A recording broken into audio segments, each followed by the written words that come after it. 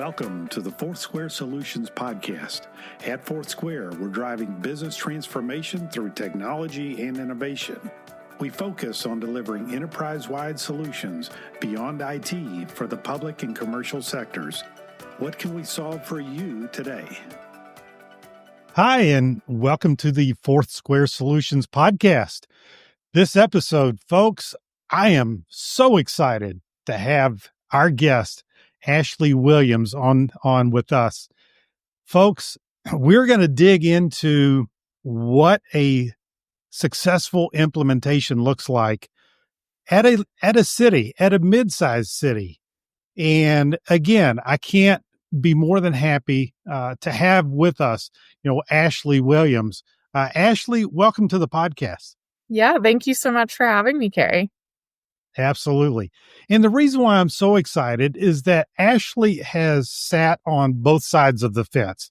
She actually worked for the city of Hendersonville in their finance department when they migrated from Tyler Munis over to Oracle Fusion Cloud. And now she works for us as she wears a couple of hats. She works on the implementation team as a project manager, but she's starting a new role with us as our customer success manager.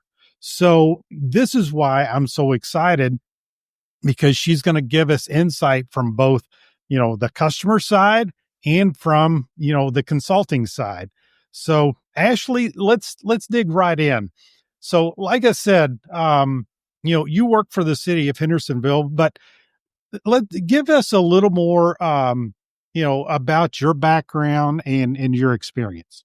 Yeah, absolutely. So like Kerry was saying, I came from the city of Hendersonville, in the accounting department, payroll, kind of dabbled in all areas. And when we were moving into Oracle, I've got a full loaded experience of all pieces of implementation, which led me to my journey with FourthSquare, which I'm, really excited.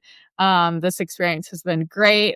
Like Kerry was saying, I've dabbled in a few areas with FourthSquare, which has been really exciting because I'm really passionate about helping the customer.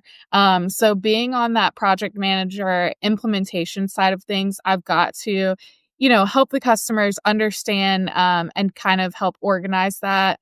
And then moving into pre-sales, the coordination and getting to see the customer on that front end. I understand, those feelings that you have at the beginning and what that might look like. And then just as the customer success manager role is super exciting because building those relationships with the people and in each of these projects are going to just help grow in both sides. They're going to grow your connections with them and make sure these projects are successful. So just, exciting place to be moving towards and, just exciting all around. So. Yeah, you mentioned having those conversations on the front end with customers. I think what you bring to the table for us, Ashley, is, when customers embark on this journey, and if I've said it once, I've said it a million times, that this is a mission critical, project. Failure is not an option. Yeah. And it's a scary, endeavor. And so what I've seen is when, customers or potential customers meet you and start talking to you about, your experience and how you survived, that journey, they're like, hey, okay, if she can survive it, I think we can too. And I think you really allay a lot of those fears that, that customers, experience when they start on this journey. So, so let's dig into to today's topic, the implementation, of ERP and in particular Oracle Fusion Cloud, in a mid-size, city, like a Hendersonville. So Ashley, give me 2 or 3 little nuggets of gold of what you guys, experienced there at Hendersonville. Yeah, of course. So, it's always a scary thing to jump into these huge projects that, are, so based upon your success and making sure, you're successful in that. So I think like the three things that, I would recommend and, we really try to focus on, or I guess my number one thing, especially when talking to new customers, would be that willingness to adapt to best practice. That is a huge key factor for me. We talk about this all the time. Forcing legacy processes that you've had in the past is creating some friction or maybe even a missed opportunity when you could be adapting. So that has been just a key thing that I've tried to point out through this whole journey, was really pushed by the city of Hendersonville when we were moving forward, which, I think is something to be proud of if you're moving in that right direction. A lot of people don't want that change. And to be successful, you have to get there. So that is, I would say, one item. The second item would probably be that trust in your consulting team. You have to trust your partner with this. You have to trust that these are experienced people. They have gone through this with multiple different companies. They have your best interest in mind. We're all here to be a team and to make it successful. So you have to trust in each other. You have to, make sure that that is there. And then I would say the third thing is just having a clear decision-making structure, because things are going to come up.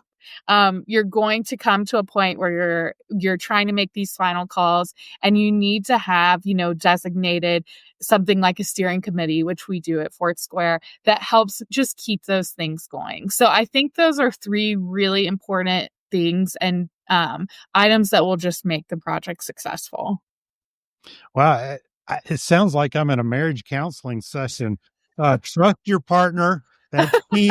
Exactly. You are in a decision-making, path. How are we going to be making decisions around here? But it kind of is. I mean, these are mission critical projects, right? And you can't fail. Going back, you mentioned best practices, adopting to the best practices. I want to dig into this a little bit. Would it be fair to say that that change management is key? This is where a lot of the change management falls apart, is that people, they're like, no, I've been doing this way for 10 years, 15 years. I'm not going to change. Are you saying that, listen, maybe, you've been doing it that way, but maybe it's not industry best practice. Maybe it's, with today's modern accounting principles and finance principles, there's a better way to do it. Is that what we're talking about? Yeah, I think that's a big piece of that. Being able to, implement things that may not feel comfortable, having, we have a change management lead on these projects that really help facilitate that. And you have to be willing to make these changes and be willing to be open to that. But, helping guide that. And, I think, from my side, I like to share experience with, we were really set in, specifically, I remember us being really set in on one specific payroll report. We need this, this, this, this, and this. And the great thing about Oracle is it can do it for you. But you've also have to understand that Oracle does this for so many customers. It's been doing it. They can, everyone is being successful with running this. So you have to understand that if you move with the best practice and these reports that maybe Oracle is already doing, you may become more efficient in what you're doing. You just have to be open to moving to those best practices. So that change management is key to understanding and adapting. Gotcha. So now, but also with the caveat, and correct me if I'm wrong, Ashley, there are certain things that you have to do that's, through regulatory reasons, compliance reasons. We're not asking you to saying, hey, you don't have to do that anymore. We will make sure that gets done, right? but Right. there are, yeah. There are, and that's the greatness of Oracle is there are specific things that line up, and I do feel strongly that Oracle, does implement most of those things, but there are those little pieces that maybe are specific to counties or states or cities that they have to implement this little specific thing that needs to be done, which may not be what someone else does. And the great thing about Oracle is that you can build those things out and they do work well. You just have to implement them correctly. So trusting that and making sure that your consultants and the client are all on the same page and understanding what the need is there, I think you can come to a full circle of what actually needs to be done. Does it need to be implemented into the system differently, or is there something that already supports that may be a better practice than what you're doing? Yeah. So let's go to this second point that trust your consulting partner. And I think that is, I think that's a lot easier said than done, because that implementation partner, whether it's the finance architect or the HCM architect or the procurement architect, they've really got to come with a set of skills that can prove. They have to first prove that they have the competency, because not all of them do, right? Absolutely. Yeah. So that's a big, to me, that's a big challenge, and that can often be, a break point in an implementation to where it just gets to the point to where if you're the CFO or you're the head of payroll, you just like, wait a minute, I don't trust this. Yeah. But how do we get through it? What would you say, a consultant needs to do to build that trust? Is there anything that they can, your thoughts? Because you're coming from the customer side. Yeah. What are some of the things that they can do, and what are some of the things that they really shouldn't do? Yeah, absolutely. So, I've seen both sides of it. And I think, at first, I don't want to say they come across as your enemy, but they are coming across to completely change what your world looks like, right? So it's not going to happen from day one. You have to build those trusts. And what I have seen works best is both sides listening.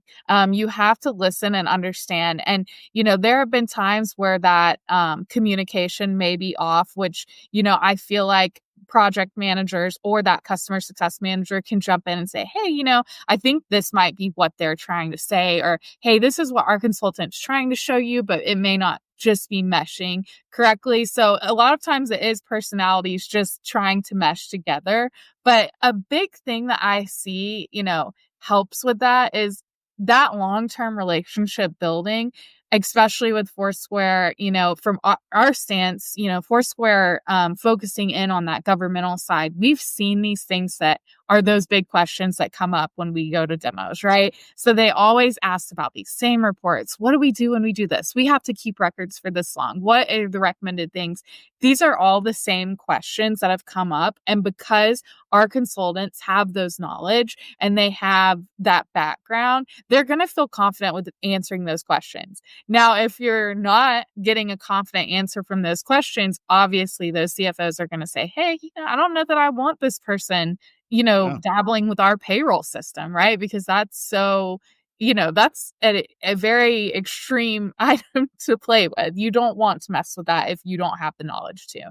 So I think you build those pieces out. There are certainly things that come up. And, I'm not saying them not knowing all of the answers at once is a bad thing, because, every project is different. People do things different ways. So there's always going to be a learning curve. But I think once you build that and you show, this is what we've done it over and over and over again.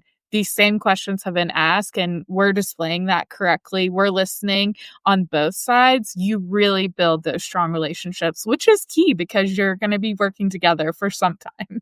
Yeah. So I asked that question with your city of Hendersonville. I work in the accounting department hat on. I want you to put the hat on, your consulting hat. And from a customer success manager, let's say that this trust is being fractured.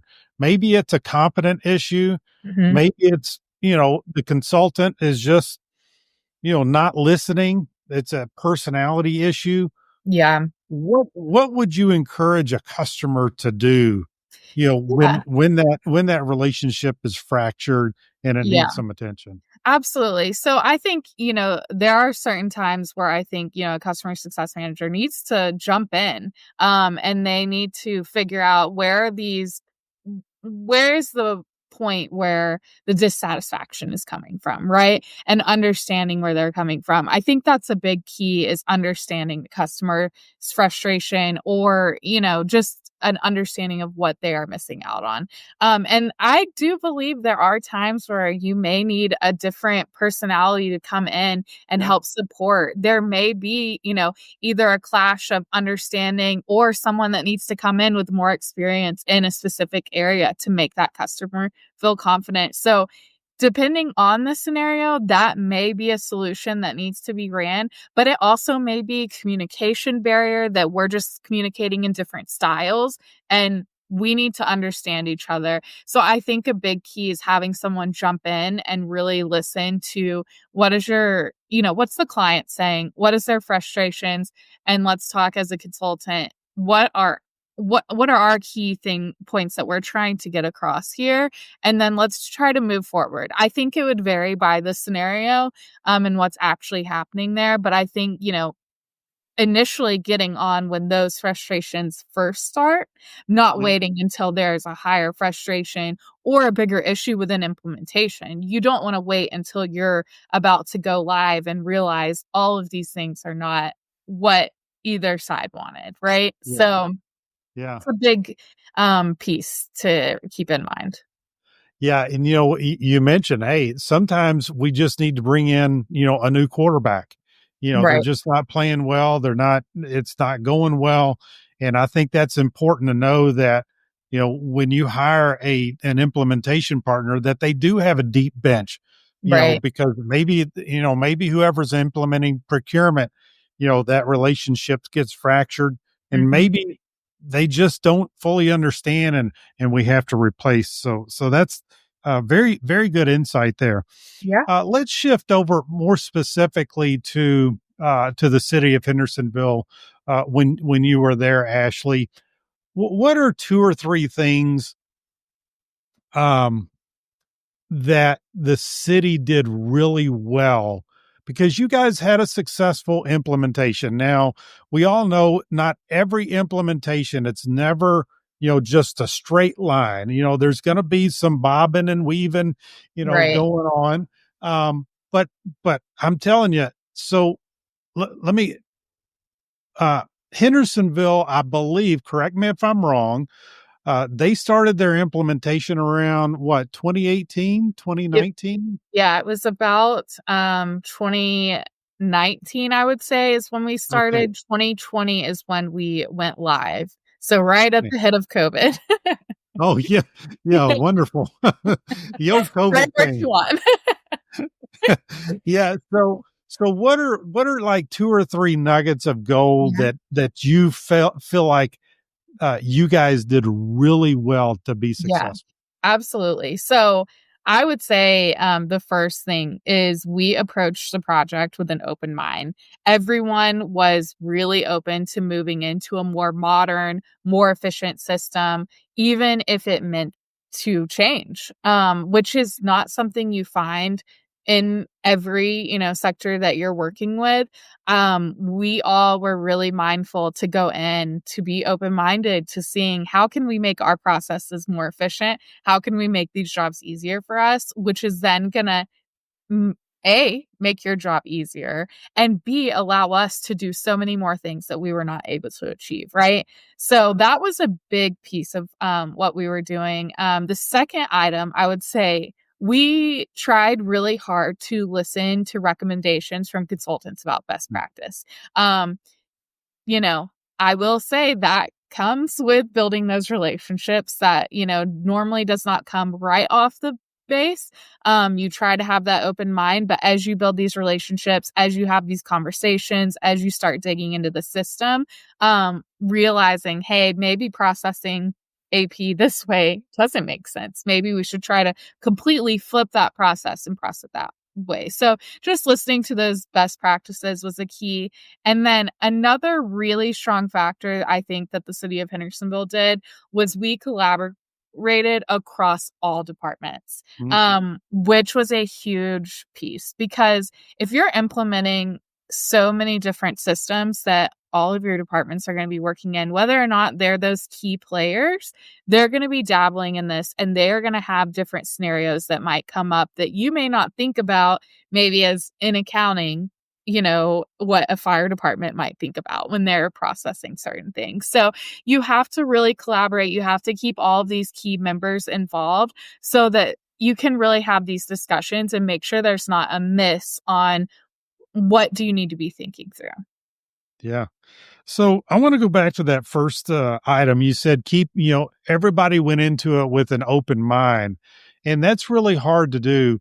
Was that concept, was that led and kind of mandated or suggested, encouraged from leadership? Was it from the mayor? Was it from the city manager? Was it from the CFO? Yeah. Who kind of established, that culture and that of thinking?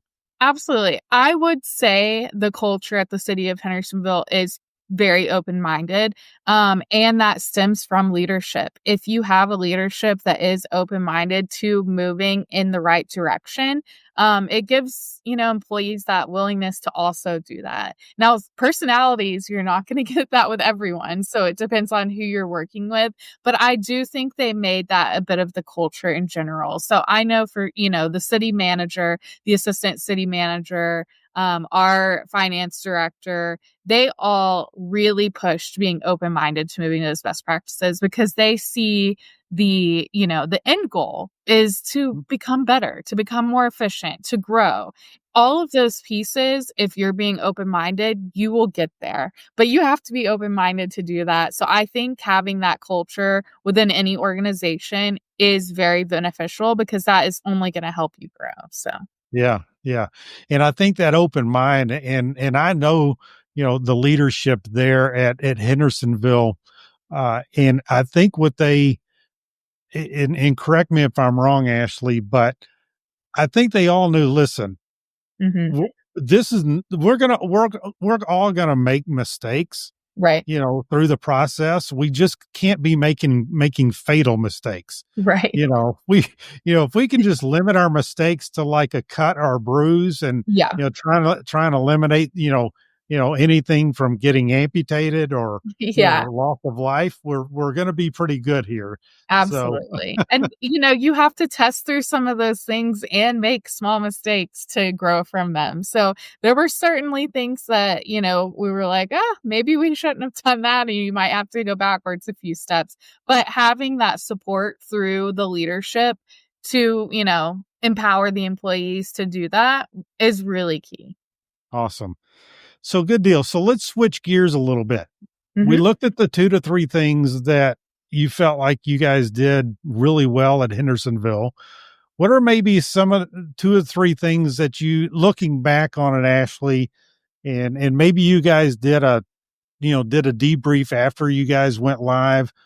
What are 2 or 3 things that, man, we probably should have done this? It would have made this process a lot better, a little better. Yeah, I think from my personal experience, what I saw was, I think we probably should have pushed harder to implement all modules at once. Oracle works really well as a team with all modules. So if you have a goal to implement all of these systems, it really benefits the customer from what I've seen to do it together. So, one in particular, I know Kerry and I have talked about in the past is time and labor, and the way that connects with payroll and with your employees just already getting the system and doing things like going to their pay slip. They're already moving in that direction. We had another system in place. We weren't ready to make that move with doing all these other things. And looking back, I think the benefit of implementing that as one would have outweighed the negative on that, just because it would have made everything process a little smoother. It would have, caused a significant efficiency on the payroll side to speed up processes. And it would have just already gotten employees in the system and ready and just allowed those flows to move the way they naturally are set up to.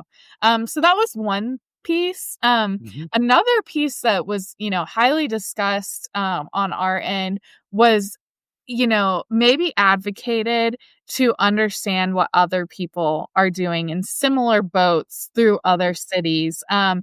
This just would have, I think, opened our minds a little bit. We had a hard time understanding what the system was going to do until we were actually in the system. So I think had we have really advocated to spend some significant time with other cities or counties and seen like what they've done on specific processes, or just like maybe their high points of what are the 3 best things that you guys think you did during implementation, and seeing how those were rolling out, I think they would have opened, our mind a little bit to how the system is working, to where we could have thought through some things a little better. But also I think it's just helpful. It just would have, just helped us create the best system possible. Yeah. Well, it's interesting that you say, we wish we would have reached out to other folks. I agree with you with Oracle being a SaaS, solution. So every customer is on the same version, Right. That certainly helps and is certainly doable, Absolutely. today, than, with everybody being on the same version. And you're Right. exactly right. And I can tell you that the city of Hendersonville, they have been a strong advocate for Oracle, number one, Yeah. but just their willingness to allow potential customers, people that are looking to make this journey, Right. on migrating from an old legacy system, they've been very open to taking the calls, Yeah. from other cities, wanting to go on that journey. So, and I can't be, Absolutely. and whether it's our customer or another Oracle, sales and implementation partner, they have their folks calling, Hendersonville, and they've been very, very gracious with their time.